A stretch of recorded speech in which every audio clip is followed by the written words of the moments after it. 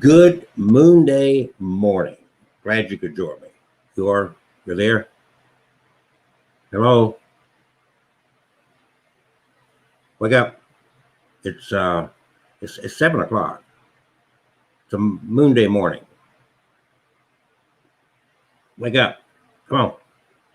Come on. Wake up. Wake up. Wait a minute. Put a smudge on there. All right. Get this clean. There we go. We'll start our Mondays off good. This day is named after the moon. Yesterday was after the sun.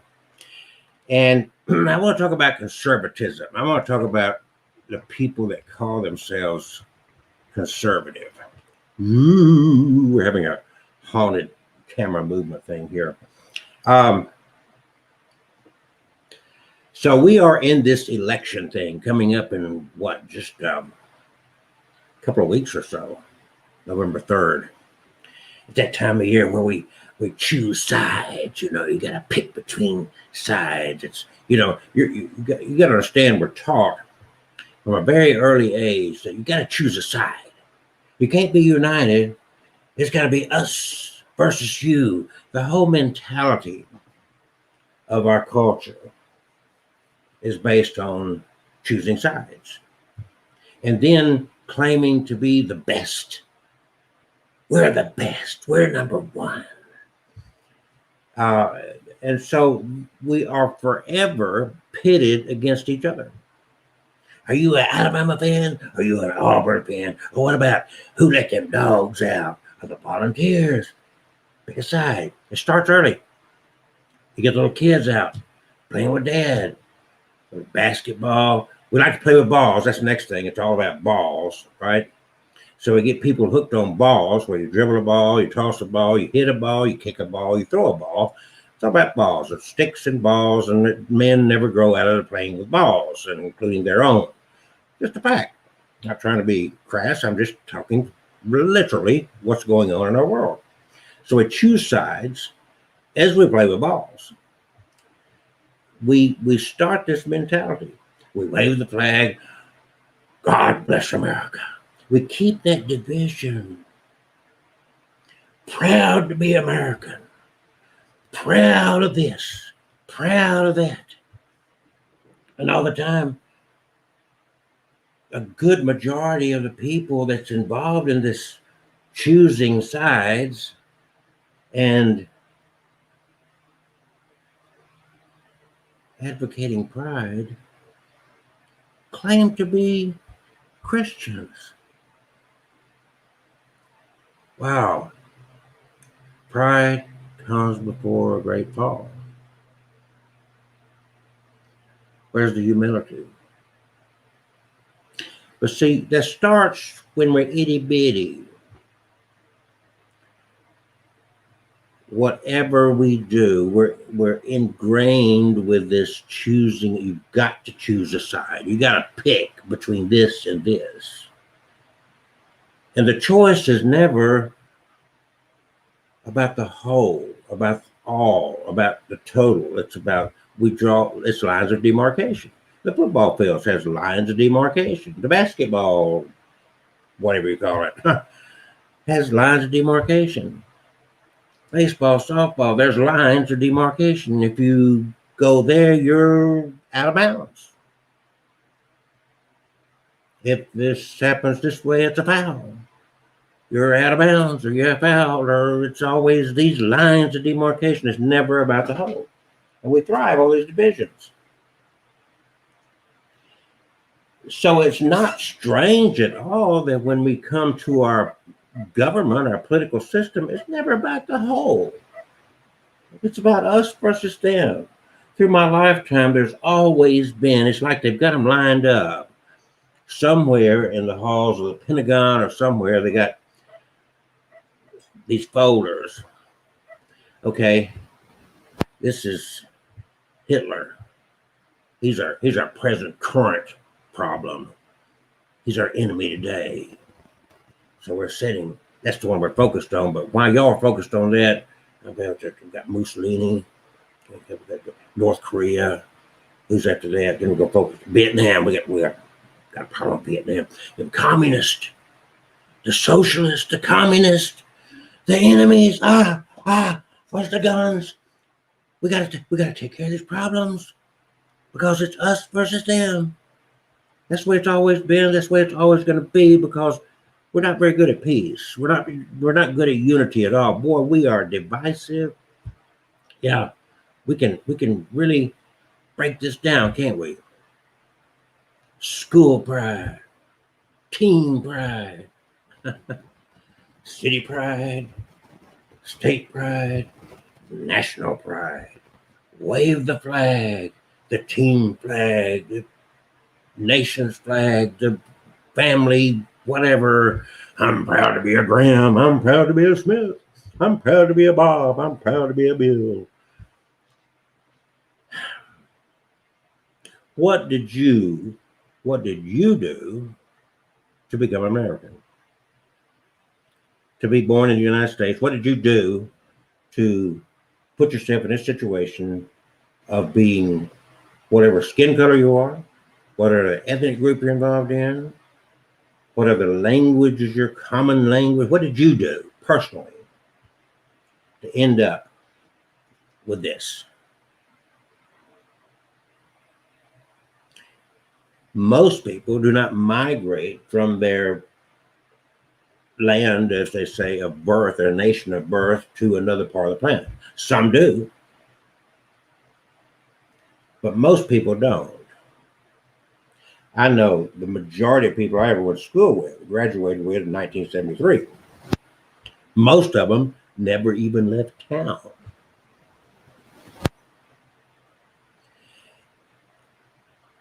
Even a greater majority of them have never left the country.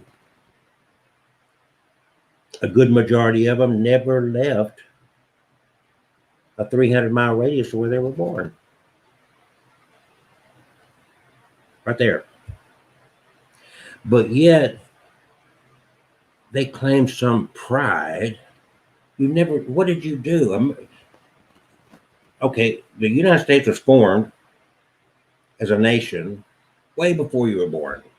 You had nothing to do with it. You were born into it. You have no right to claim pride in something you did not do anything to gain. You are, as they say, it was just a luck of a draw where the sperm landed in the uterus. That's exactly where it all ended up. It's like this man and this woman had sex. He had perfect. He gave birth to you.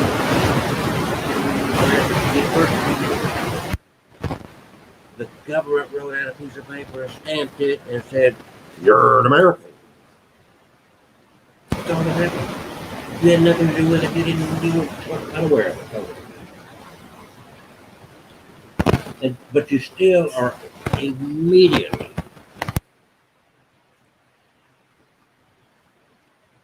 ingrained, indoctrinated with this false sense of pride.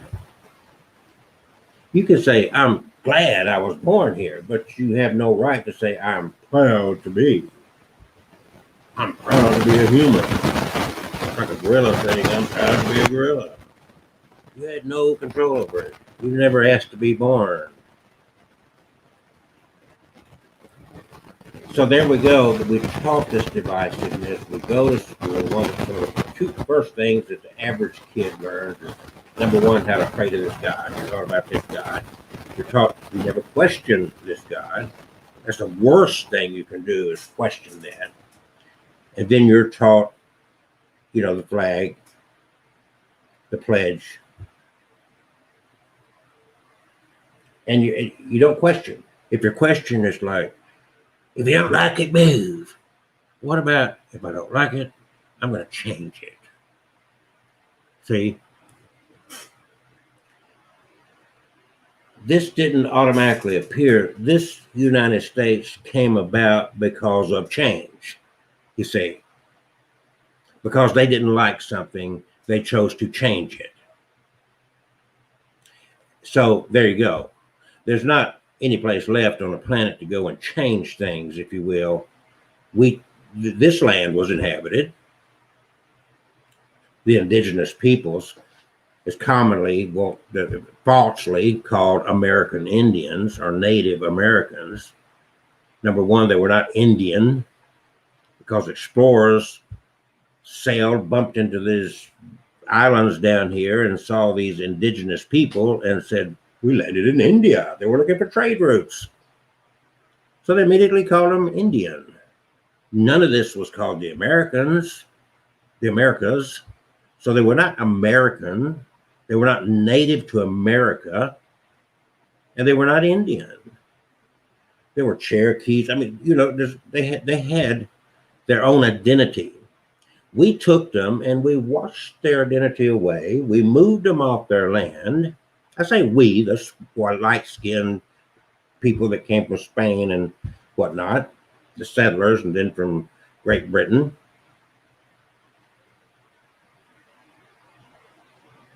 And we, through violence, through a number of ways, we took over the land. You see, we have a horrible foundation. In anything you do, whether you build a business, whether you build a house, you're building the future, when you're raising your kids, you try to mentor them into building a good foundation for their life. When you build a house, you want to make sure that it's on a good foundation. Because if it doesn't have a good foundation, it's going to be unstable. It's going to be shaky. Through time, it's going to settle and the walls are going to crack and creak. Bad foundations do not hold up good buildings or good structures or good futures. Bad foundations are not conducive to greatness. So Trump can claim make America great again all he wants to, and never great. You see, our problem is not that we got worse. Our problem is we never got better. And people don't see that. We were never great. The very men that wrote the words, all men are created equal, were number one, all men. There wasn't any women involved in that. Nobody came and said, Ethel, what do you think about this document? Do you agree with this document, Ethel? No, Ethel, I want some beef stew. And how about making some mead? Have we got any mead left? You see, it wasn't about women. So it was all men, number one. Oh, it was all white men. Go back, look at it, all white men. There were no blacks or no Indian, Chinese, none of it. All white men. That's why we have a problem with minorities today, because our foundation was built on all white men are created equal. That's why the blacks had to fight all the way up through the 50s and 60s for equal rights, for civil rights. They had to stand up against the system. They had to stand up against the government. They had to stand up against the police. They had to stand up against the military of their own nation of birth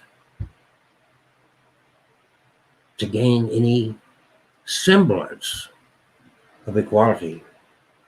And this is why women had to do the same thing, minorities, because we've gone, not just on an international level of, ooh, be scared of Hitler, ooh, be scared of this one, ooh, be scared of Bin Laden, be scared of ISIS, be scared of North Korea, be scared, be scared, be scared. We've gone from blacks are going to take over America to Mexicans are going to take over America. We're scared. We're fearful. Building a wall? Are you freaking kidding me? We've had the laws, but we're not going to enforce those laws because instead of accepting the responsibility of our own people hiring these people to come across the border, that's why they come across the border, because some gringo's going to hire them. Some gringo-owned company, including Donald Trump's companies, hired these people that we call illegals. Instead of enforcing those laws, we're going to blame it on the illegals. Even though, I know a lot of places right here in Alabama that were built by illegals because it was cheap labor and they're hardworking people. By God, they got the work done. You can drive some of these streets over nice parts of Birmingham. And these illegals are begging to work, and they'll get in the back of your truck and they'll work from sunrise to sunset, not grumble, and they'll get the job done for cheap. So we hire them.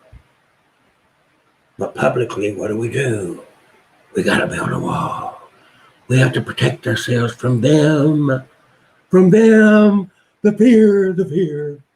That's what you do. The fear. The divisive. Did God create these lines of demarcation? You claim to be Christian.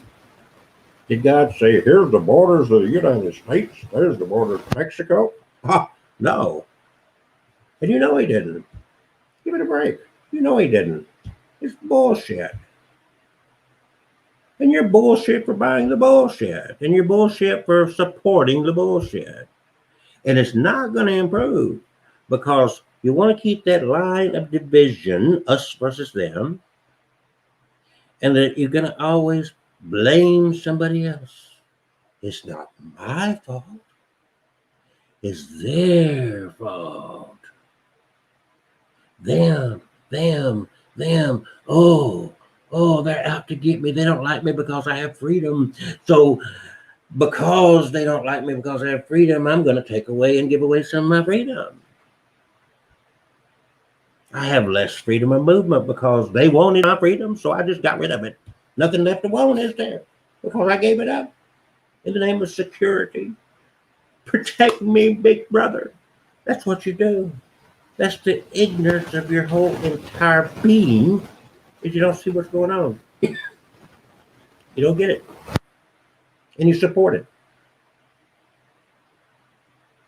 If you've got a neighbor and you want to, your neighbors,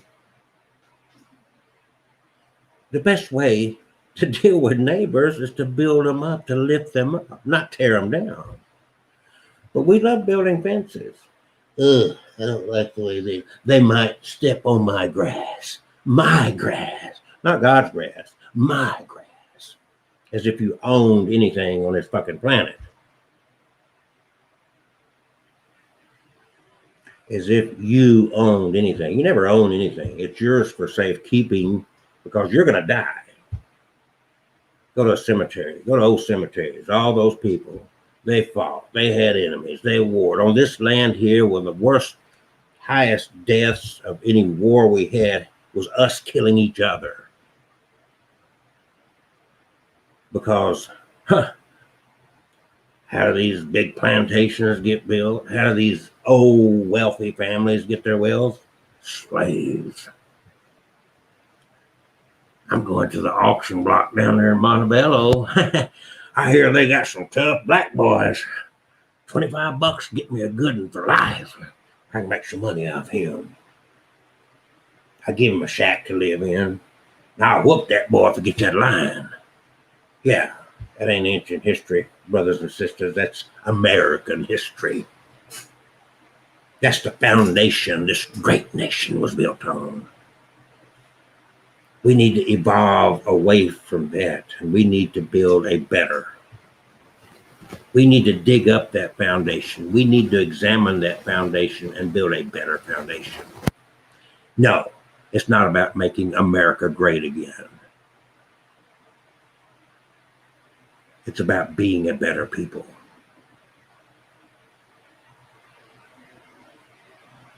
But we're not going to do that because it's not my fault.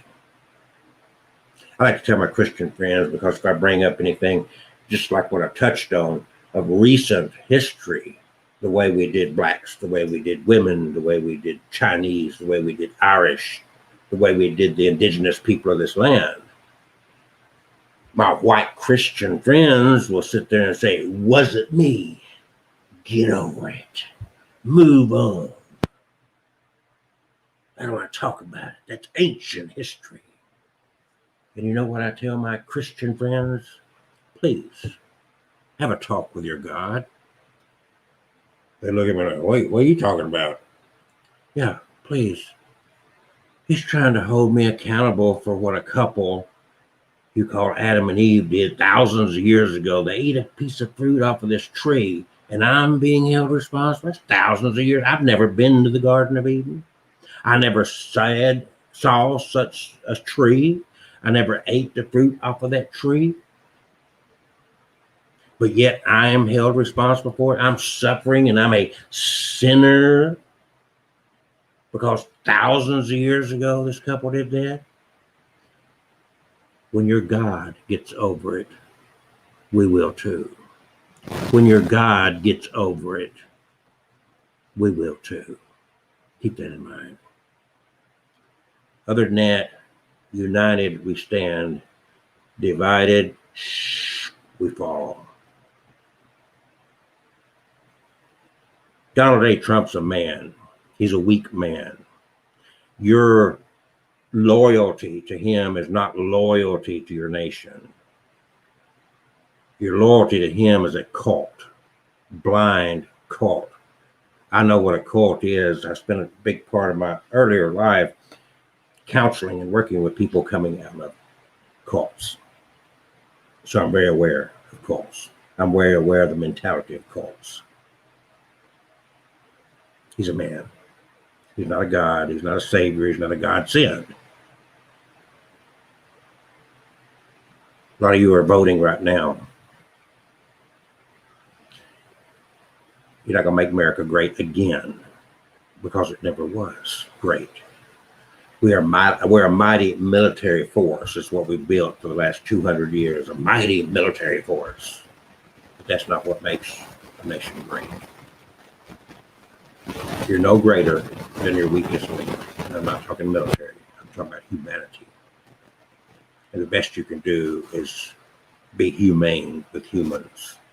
Show as much or more concern for your fellow human than you do your pet fucking dog.